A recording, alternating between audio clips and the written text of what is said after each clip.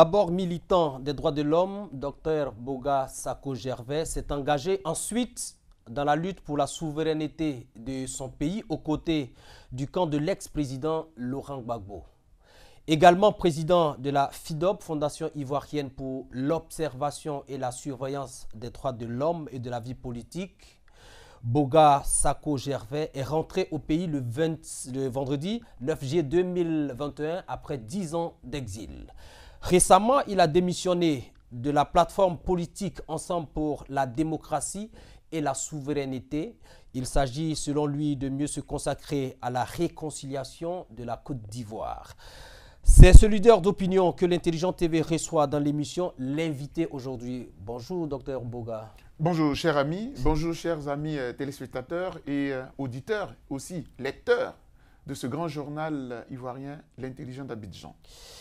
Vous êtes rentré en Côte d'Ivoire le 9 juillet 2021, après 10 ans d'exil. Est-ce que vous considérez comme un homme libre aujourd'hui? Oui, libre, oui. C'est-à-dire satisfait. Satisfait, et je bénis Dieu pour cela, parce que entre les conditions qui prévalaient en Côte d'Ivoire au moment où nous allions en exil et celles d'aujourd'hui, oui, il y a un changement véritable. On peut au moins circuler dans notre pays et puis même regagner le pays était un bonheur. Parce que 10 ans de privation de ce pays-là, de ses enfants, de ses collègues, de ses compatriotes, c'était vraiment une prison, c'était vraiment un enfer. Vous pouvez donc vaquer sans problème à toutes vos occupations, comme tout citoyen? Oui, je peux le dire, mais avec toujours quand même un peu de peur dans le ventre, parce que même le retour n'est pas toujours bien pris par ceux qui hier ont considéré que vous étiez leur adversaire, vous étiez les ennemis de la République, parce qu'il y a eu deux camps qui se sont affrontés, et lorsqu'on prend position, on prend forcément position en faveur d'un camp. L'autre camp vous voit en adversaire. Et dans l'exil, je ne me suis pas tué, je me suis toujours battu. Donc, ceux qui étaient dans le pays, qui étaient du camp du président Ouattara, du RHDP, nous ont vus toujours en adversaire, en ennemi de la République, puisque les propos que nous avons tenus étaient des propos très durs, puisque nous considérions qu'il régnait toujours dans le pays une dictature. Donc, effectivement, en rentrant, même si on se sent plus ou moins bien, on a une petite peur dans le ventre. On regarde toujours du coin de l'œil, du coin de la rue, qui n'est pas content, etc. Mais la réconciliation efface tout cela. Et moi, je pense qu'aujourd'hui, c'est vraiment mon combat. Alors, dites-nous, pourquoi avez-vous pris la décision de partir en exil? Alors, je suis parti en exil. Merci, c'est une question fondamentale. Je suis parti en exil parce que en 2010-2011, il y avait deux blocs. On a fait cette élection difficile, malheureuse, j'allais dire tragique, parce qu'il y a eu des milliers de morts. Mais au plus fort de la crise, il s'est posé un problème de droit, fondamentalement. Entre la décision du Conseil constitutionnel et la certification du représentant du secrétaire général des Nations Unies. Moi, je suis un militant des droits de l'homme. Les textes que je manipule le plus, c'est la Constitution, ce sont les lois du pays. Et même à l'international, tant que notre pays est souverain et que la Constitution n'est pas abrogée, elle est en vigueur, il est difficile qu'une décision à l'international vienne s'appliquer à la Côte d'Ivoire. Et aujourd'hui, quand je regarde même l'évolution du président Ouattara, il nous donne raison quelque part. Lorsque, par exemple, la Cour africaine des droits de l'homme et des peuples prend une décision pour dire que pour l'élection de 2020, remettez sur la liste électorale M. Laurent Gbagbo et M. Guillaume Soro. M. Ouattara dit, la Côte d'Ivoire est souveraine, elle n'appliquera pas une décision juridique qui vient d'ailleurs. Du coup, ça nous donne raison quand on dit que la décision du Conseil constitutionnel devait s'appliquer. Mais l'ayant défendu, l'ayant dit, j'ai été menacé de mort par le camp adverse. Et puis, il y avait en même temps la rébellion qui était quand même dans le pays. Donc, tout ça, c'était dangereux. Et ce sont tout cela qui nous ont fait très peur. Mes bureaux ont été attaqués. Les bureaux de la FIDOP, les 18 mars et 17 avril. En mars et avril, mes bureaux ont été attaqués. Ils ont tout saccagé. Et les menaces de mort pleuvaient sur moi. Et donc, j'ai dû m'organiser pour fuir le pays. Comment et dans quelles conditions avez-vous quitté la Côte d'Ivoire? C'est là où le miracle divin s'est produit. Vous savez, Dieu est Dieu. Voilà, il le permet. Parce que je n'étais pas mieux que les autres. Il y a beaucoup qui ont péri. Expliquez-nous ce miracle-là. Comment? D'abord, c'est comment je tombe sur un ami, ancien député, qui est ami à l'ambassadeur d'Italie. Et donc, j'étais toujours caché, puisque je suis resté après la capture du président Laurent Gbagbo le 11 avril 2011. J'étais toujours dans le pays. Et même, tenez-vous bien, le chef de l'État Ouattara a demandé 3 jours de deuil national. Et pour le lancement des 3 jours de deuil national, il a invité au palais de la présidente de la République un grand rassemblement pour lancer les 3 jours de deuil national. Et son cabinet invite des acteurs de la société civile à venir à cette cérémonie-là. Et donc, je suis joint depuis ma cachette et pour être au palais présidentiel. En ce moment-là, je me dis, de toute façon, je suis caché, mais je suis dans le pays. Donc, à un moment donné, il va falloir sortir. Et comme je suis invité parmi les personnalités pour assister au lancement du deuil national, donc j'y vais. Et je suis allé au palais présidentiel avec des amis qui m'ont rassuré, qui me, voilà, j'étais les noms. Mais arrivé au palais présidentiel, ce 17 mai 2011, 17 mai, parce que le chef de l'État a prêté serment le 21 mai à Yamoussoukro. Mais le 17 mai, ce que j'ai vu, c'est que tous ceux qui m'ont vu étaient surpris. Quoi? C'est pas le... Et puis l'expression, c'est là que j'ai retenu, mais c'est pas le Mogol là qui est là. Voilà, donc j'ai compris que je n'étais pas en sécurité. Depuis cette cérémonie... Et pourtant, on ne vous a rien fait. C'est seulement les regards qui... Non, pas seulement les regards, mais puisque déjà mes bureaux avaient été cassés et tout ça. Donc, vous voyez que déjà les menaces étaient là. Non, je veux dire que ce jour-là, quoi. Si on vous en voulait, on vous aurait pris, puisque vous étiez au palais présidentiel. Oui, mais j'ai été invité par le cabinet du président. Donc, je n'étais pas recherché officiellement par le pouvoir. D'ailleurs, même à cette période-là, le pouvoir Ouattara cherchait plutôt des personnes qui pouvaient l'aider je l'ai dit, à se légitimer d'un côté et en même temps à enclencher aussi, à rassurer les Ivoiriens qu'il est venu au pouvoir, mais avec lui, il y a aussi d'autres personnes. Parce que j'étais quand même une personnalité publique. Ouais. J'ai été reçu à une émission de grande écoute avec votre consoeur Awa Eoura, ce que je salue au passage, à qui je souhaite bonne guérison. Donc j'étais vraiment, voilà. Donc si j'étais resté, peut-être que j'aurais apporté une certaine légitimité au pouvoir en place. Donc moi, ce n'était pas ça mon problème. Mon problème, c'était les menaces qu'il y avait contre moi, et ensuite les regards des uns et des autres et les propos qui étaient tenus m'ont fait comprendre que si je ne partais pas du pays, ce n'est pas forcément les personnalités au pouvoir qui m'en voudraient, mais peut-être un sympathisant, un militant du coin de la rue, et puis bon, le mal est fait. Donc finalement, c'était des précautions que vous prenez, ou bien vous étiez poursuivi formellement? Oui, mais les menaces dont je parle étaient sur mes téléphones. Je vous donne un exemple. Il y a quelqu'un qui se trouvait en Angleterre et qui a lancé un message sur les réseaux sociaux pour dire « Je mets une voiture à disposition, une Range Rover à disposition de celui qui tue le docteur Boga. » C'était clair. Et par exemple, tout ce que je dis là, c'est corroboré par les Nations Unies, puisque quand j'arrive en Italie, je passe devant la commission de l'ONU, du HCR, et c'est reconnu. Une semaine après, on m'a donné 5 ans de réfugiés politiques. Ça montre que ce ne sont pas des blagues que je raconte, ce sont des faits, et il valait mieux protéger ma vie, et je bénis Dieu de m'avoir permis donc de sortir. Donc c'est cet ami-là, ancien député, qui connaissait l'ambassadeur d'Italie, qui lui a dit, bon, on a un de nos professeurs qui est très traumatisé, si on peut lui trouver un moyen de sortir du pays pour aller se reposer. On m'a donné 40 jours de visa, et je suis sorti nuitamment, me retrouver à l'aéroport, et j'ai pris l'avion via le Maroc, me retrouver à Milan. Voilà comment je suis sorti. On ne va pas refaire l'histoire. Tout à fait. Mais est-ce que croyez-vous toujours et vraiment que le président Ouattara n'a pas gagné les élections en 2010? Alors, c'est une question fondamentale, mais ma position, elle est claire. Oui. Je n'étais pas le président de la CEI. Je n'étais pas le président du Conseil constitutionnel. Vous étiez un citoyen. J'étais un citoyen. Donc, le citoyen, quel est son repère pour dire un tel a gagné ou tel n'a pas gagné? Ce sont les institutions que je regarde. Et que disent les institutions? La CEI donne le résultat en premier ressort et en dernier ressort, c'est le Conseil constitutionnel. Donc, de mon point de vue, c'est la décision du Conseil constitutionnel qui s'impose. Et je l'ai dit, dura lex, sed lex. La loi est dure, mais c'est ainsi. Mais dans le meilleur des cas, lorsqu'on a du doute sur tout, mais on reprend. On refait un recomptage ou au pire, on reprend l'élection. Je suis désolé, ce sont des faits passés, mais comme nous sommes en émission, il est bon quand même que l'on explique comment les choses se sont passées. Les choses se sont très mal passées. Il y a eu un trop mauvais parti pris de la communauté internationale contre le président Gbagbo, et puis tout cela est arrivé. Mais c'est derrière nous. Et je voudrais vous exhorter à nous permettre, comme on est dans la phase de la réconciliation, à aller de l'avant. Mais ce n'est pas si mal que ça de rappeler l'histoire, parce que tout cela, je l'ai écrit dans des livres. Ça existe. Parce qu'il ne faut pas effacer notre histoire comme si rien ne s'était passé, d'autres se sont retrouvés en exil pour rien, et puis il y a eu 3000 morts pour rien. Non, il y a eu des faits graves, et la communauté internationale ne nous a pas rendu service. Je l'ai dit dans mes livres, l'ONU ne nous a pas rendu service, parce qu'on aurait pu sauver tous ceux qui sont morts, si on voulait. Hélas. En attendant de vous recevoir ici encore sur le même plateau avec un de vos livres pour le décrypter, Merci. avec du recul, regrettez-vous certains de vos combats? Ah non, ça je suis désolé. Ou mais... des prises de position passées?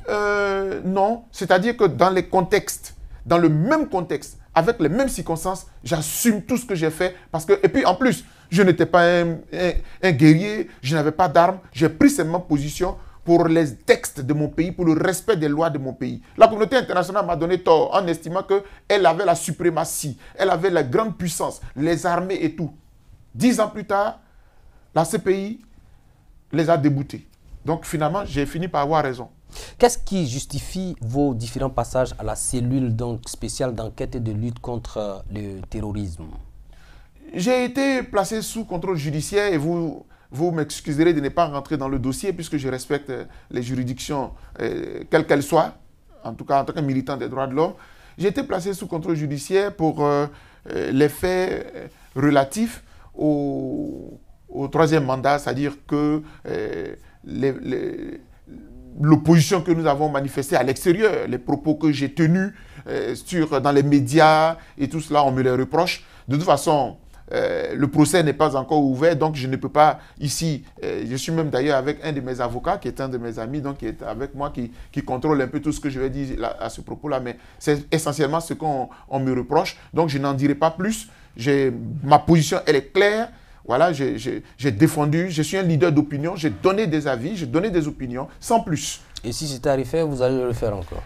Oui, dans les mêmes circonstances, c'est-à-dire que c'est une question d'interprétation de la Constitution. Oui. Donc, moi, je considère que, et puis en tant que militant des droits de l'homme, j'opte pour que la démocratie soit dynamique, que nous puissions respecter les 2 mandats pour tout le monde de façon stricto sensus. Et ça, vraiment, je crois que ça a été un échec pour nous, élite d'aujourd'hui, que de n'avoir pas pris suffisamment de balises pour que cette question ne soit pas touchable. Moi, je veux qu'on fasse comme des grandes nations démocratiques. Aux États-Unis, quelle que soit l'intelligence, la prouesse, les capacités d'un président, il fera 2 mandats sans plus. Ouais. Comme Barack Obama l'a fait, etc. Donc, il faudrait que notre pays en arrive là. Sinon, finalement, on va donner raison à Houphouët-Boigny, qui a fait jusqu'à 40 ans, etc. On dit, oui, non, le monsieur est brillant, il est bon, etc. Mais il faut le limiter, parce que nul n'est Dieu sur terre. Ah oui. En dehors donc de la procédure relative au Conseil national de transition, Boga Sako, le défenseur des droits de l'homme, est-il l'objet d'une procédure relativement à la crise post-électorale 2010-2011? Non, jamais. Jamais. Je pense que la dernière crise de 2020 est encore actuelle, puisque le président actuel est issu de cette élection fortement contestée. Donc je pense, moi personnellement, la façon dont je prends les choses, étant revenu pour qu'on n'ait plus à revenir trop sur la question du 3e mandat. Et je dis même à des amis, mais la question du 3e mandat, là, finalement, objectivement, quoi, elle est en train d'être dépassée. Les gens sont allés à l'élection législative. Moi, je n'étais pas d'accord avec ça.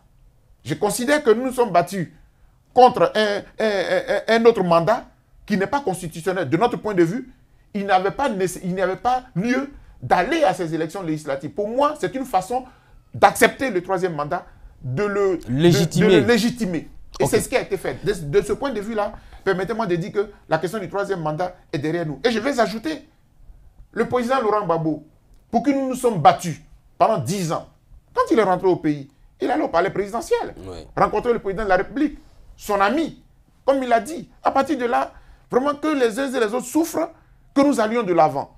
Parce que ce n'est pas nécessaire de nous entre-déchirer sur des choses. Les leaders eux-mêmes donnent des exemples. Suivons leurs exemples. L'élément déclencheur de votre retour en Côte d'Ivoire, c'est certainement l'arrivée du président Laurent Gbagbo à Abidjan. C'était le 17 juin 2021. Dans quel état d'esprit avez-vous vécu toute la période allant de la détention du président Laurent Gbagbo jusqu'à son acquittement définitif par la Cour pénale internationale et son retour en terre ivoirienne? Vous me donnez là l'occasion de regarder droit dans les yeux de mes compatriotes et puis de saluer la diaspora. La diaspora, je le dis et je le redis, a sauvé la démocratie dans notre pays. Parce que tenez-vous bien, on connaît bien le président Laurent Gbagbo et son parti. Ouais, c'est l'opposition. Parce que même quand vous prenez le RHDP ou bien le PDCI, en réalité, c'était le même bloc. Ce sont des partis de droite. Le seul parti de gauche, ici, en matière de démocratie, c'est vraiment le parti du président Laurent Gbagbo. Et c'est pour ça que dans un de mes livres, je considérais qu'il est le père de la démocratie quand Houphouët a été le père de la nation. Mais ça, ce sont des théories, si vous voulez, universitaires. On peut gloser, on peut en discuter, mais voilà, c'est ma position, c'est ma vision. Et donc, quand on s'est battu pour lui pendant 10 ans et qu'il rentre au pays, on se dit, chacun dans sa chambre, on bénit Dieu. Vous savez, chers amis, je vous avoue que quand on mène un combat pour une nation, un combat pour une patrie, il ne faut pas s'attendre à des décorations, à des reconnaissances, parce que la nature humaine est ingrate. Il faut plutôt dire, je mène un combat parce que c'est Dieu qui m'inspire. C'est lui qui me protège. Attends, pendant les 10 années là, ce n'est pas M. Laurent Gbagbo qui m'a protégé, c'est Dieu. C'est lui qui m'a donné gîte et couvert.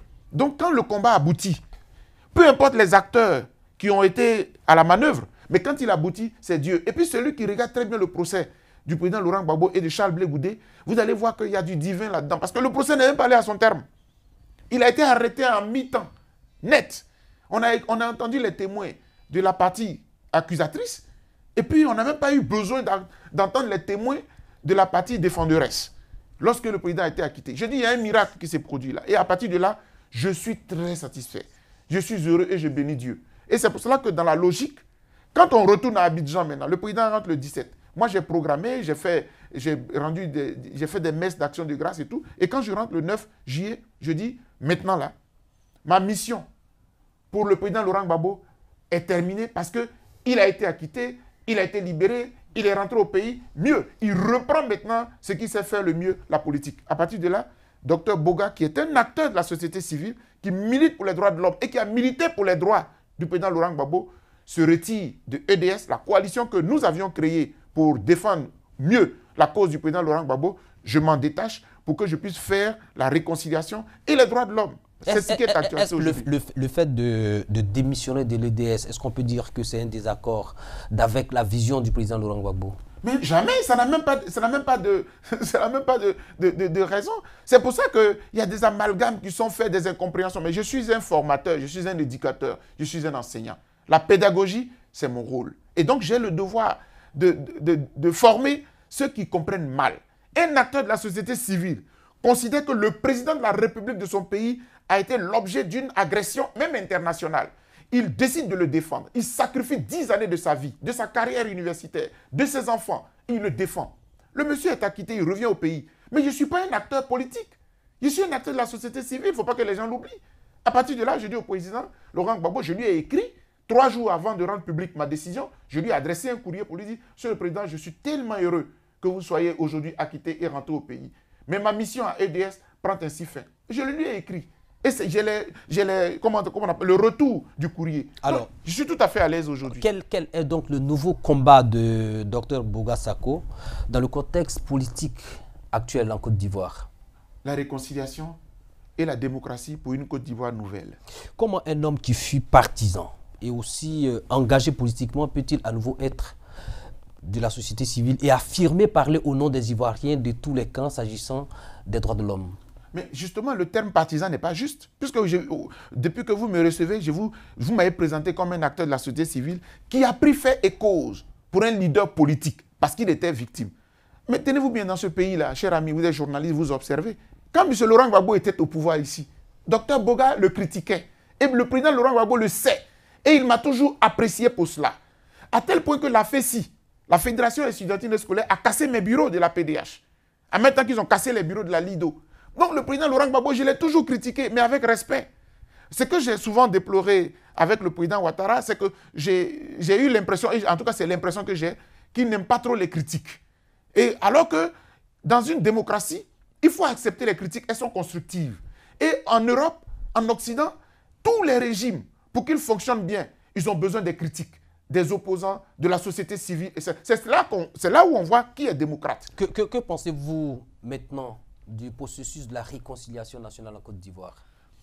Je pense qu'il est en panne.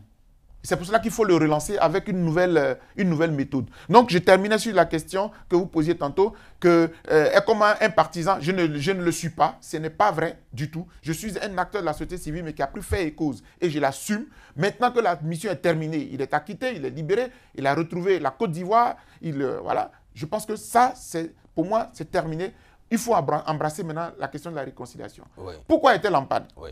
Pour deux raisons. Je peux donner deux faits. Allez-y. Premièrement, la CDVR, la Commission Dialogue, Vérité et Réconciliation, n'est pas allée au bout de sa mission. Et pourtant, nous y avons mis des milliards. Quand je dis nous, c'est notre argent que le président de la République a pris pour mettre à la disposition de M. Charles Konabani et de son équipe. L'argent du contribuable, vous voulez dire? Ça n'a pas abouti. Ça n'a pas abouti parce qu'ils ont produit un rapport qui n'a pas été rendu public, qui n'a jamais été utilisé. Donc, on a passé des années à dépenser des milliards, des centaines de milliards qui n'ont pas abouti, qui n'ont pas atteint l'objectif. Donc, premier grand échec. Deuxièmement, on peut me dire, dans le gouvernement actuel, sous M. Ouattara, il y a un ministère de la Réconciliation, comme il en existait d'ailleurs sous M. Gbagbo, avec M. Danon Djedje, le ministre Danon Djedje à l'époque. Mais dans le cas présent, c'est que mon ami et frère, Kwadjo Konan-Bertin, qui a été nommé, il a été nommé dans un contexte qui lui-même est un contexte de crise. Là, que sous le troisième mandat, premier mandat de la Troisième République, troisième, tout ça, fait blanc, bonnet, blanc. Bon. Donc, on nomme un ministre de la Réconciliation dans ce contexte. Et lui-même, sa nomination pose problème. Parce que, il était contesté. Moi-même, je l'ai interpellé publiquement. Je le dis, je le confesse, je le lui ai dit. Donc, je ne suis pas gêné à le dire. Je lui ai écrit pour dire, cher frère, il ne faut pas que tu ailles à cette élection, etc. Bon. Donc, il peut réussir sa mission, certes, mais ce sera difficile. Mais quel acte fort attendez-vous de lui, de Kwadjo Konan-Bertin? Moi, je pense que l'acte fort doit venir du chef de l'État lui-même. En quoi faisant? Parce que, d'abord, en rencontrant ses deux anciens prédécesseurs, les présidents Bédié et le président Gbagbo, je souhaite que les trois s'asseyent. C'est pour cela que, et ça, ce que je vous dis là, ça fait partie du projet avec lequel je suis venu. Le point de départ d'une vraie réconciliation, c'est que les trois présidents-là, Ouattara, Bédié et Gbagbo s'asseyent et qui se parlent franchement. Vous savez, de leur discours sortira la libération et la paix, j'allais dire, durable pour le pays. Par exemple, si les trois disent qu'en 2025, ils ne sont plus intéressés par l'élection présidentielle, si les trois le disent, les trois vont nous aider à aplanir tout le système électoral. Parce que les trois, chacun va préparer son poulain, ils vont mettre en place un système électoral objectif. Et puis, ils vont être un peu comme les arbitres pour que le meilleur fils de la Côte d'Ivoire qui soit élu soit applaudi et que la Côte d'Ivoire recouvre la paix. Et s'il arrive que les trois disent qu'ils vont? S'il arrive que les trois disent qu'ils vont, il aura problème. Et c'est pour cela qu'il est nécessaire que les trois vont et se parlent. Et d'ailleurs, à ce problème-là, nous, dans notre schéma, on a proposé un référendum. Ouais. Un référendum pour que la question de la limitation de l'âge soit remise à jour. Pourquoi nous le disons? Parce que depuis 30 ans, les trois là, on les aime tellement, on les adoube tellement, passionnément, qu'on est prêt à mourir pour eux. Docteur Bouga, nous n'avons plus assez de temps. Le spectre d'une crise post-électorale plane toujours sur la Côte d'Ivoire comme une épée de Damoclès. Avez-vous des appréhensions pour l'élection présidentielle 2025? C'est ce que nous sommes en train de préparer aujourd'hui. Oui. Je dis toujours dans mes discours qu'il ne faut pas attendre 2024 ou début 2020 pour penser à l'élection. Et c'est maintenant qu'on prépare tout ça. Et c'est pour cela que moi, j'en appelle vraiment à la sagesse de nos trois leaders pour sauver la Côte d'Ivoire. Il faut vraiment y penser parce qu'il y a eu trop d'enfants de ce pays qui ont péri à cause de ces trois leaders parce qu'on les aime. Je ne dis pas ça méchamment, mais c'est la vérité. Vous savez, quand on aime passionnément quelqu'un, on est prêt à tout pour lui. Donc moi, je voudrais que les trois se parlent. Et puis, il faut que le peuple aussi se prononce véritablement pour qu'il y ait une nouvelle génération. À la vérité, en démocratie, on dit quiconque veut se présente et le peuple choisit. Mais dans ce cas-là, d'abord, il y en a qu'on exclut de l'élection. C'est-à-dire que tant que les trois sont en conflit, on aura toujours une Côte d'Ivoire en crise de façon perpétuelle. Alors moi, je n'invite aux Ivoiriens pour qu'ils se transfèrent un peu notre proposition que nous faisons. C'est pour cela que nous allons faire bientôt une tournée dans toute la Côte d'Ivoire pour sensibiliser les Ivoiriens. Et je dis toujours, on peut avoir de l'admiration pour tous nos leaders et c'est légitime. Mais moi, j'aime beaucoup la Côte d'Ivoire plus que tout. En attendant que le président de la République vous reçoive, je sais que vous avez lancé à plusieurs reprises que le président de la République vous reçoive. On va vous permettre de dire votre dernier mot juste au bout des 26 minutes que nous venons de passer ensemble. Mais c'est un moment agréable. Je voudrais vous remercier de cette opportunité et saluer le patron de ce journal, mon frère Alafé, qui fait un beau travail. Le message de fin que je voudrais lancer aux Ivoiriens, c'est que je suis un homme de conviction, je suis un homme très engagé. Je ne suis pas à vendre et je ne suis pas à acheter. Je lis des petites choses sur les réseaux sociaux, ben c'est parfois ridicule. On dit, Guillaume Soro, qu'il a rencontré à Paris en septembre, là, lui a donné tellement d'argent que depuis, il n'était plus à UD. C'est malhonnête et c'est malheureux. Mais je le pardonne à ceux qui le pensent. J'ai défendu le président Laurent Gbagbo, il ne m'a pas acheté, il ne m'a pas payé. Je l'ai fait parce qu'il était le président de mon pays qui a été bombardé par la communauté internationale. Je l'ai senti comme une blessure personnelle en tant que patriote. Je l'ai défendu. Sa cause aujourd'hui est juste. Je veux rencontrer le chef de l'État parce qu'il n'y a pas de raison que j'ai défendu le président Laurent Gbagbo et qu'à mon arrivée, je sois reçu par le président Henri Konan Bédié et que je ne rencontre pas aussi le chef de l'État. Mais vous allez faire la réconciliation avec qui? Il est le chef de l'État. Aujourd'hui, c'est lui qui a tous les leviers pour libérer les prisonniers de 2010, 2011 et de 2020 totalement. Mais c'est lui le chef de l'État. Il faut lui parler. Et je voudrais pouvoir le rencontrer pour toutes ces questions-là. Ce n'est pas seulement quand le président Laurent Gbagbo demande à M. Ouattara et que cela va être exécuté. Peut-être que si la société civile s'y met aussi, le chef de l'État sera sensible pour comprendre que c'est une question nationale. Voilà ce que je pense. Merci beaucoup de m'avoir reçu. C'était Dr Boga Sako Gervais. Il est bien évidemment le fondateur de la Fondation ivoirienne pour l'observation et la surveillance des droits de l'homme et de la vie politique. Merci de nous avoir suivis pendant 26 minutes. À bientôt.